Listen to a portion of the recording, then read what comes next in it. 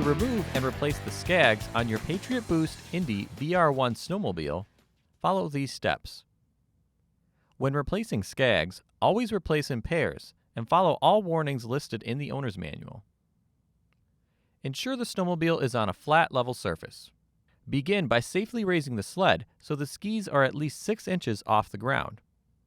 Next, remove the 3 Skag nuts and washers inside the ski. Then, pull the Skag down and out of the ski to remove. Inspect the Skag for wear or damage and replace if necessary. Skags should be replaced when they have worn to 1/2 their original diameter and should always be replaced in pairs. Next, align the Skag studs to the ski mounting holes and install the Skag.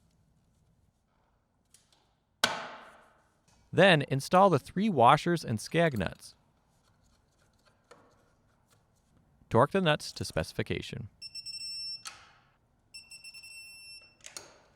Once complete, safely lower the snowmobile to the ground. For more information, see your authorized Polaris dealer or visit Polaris.com.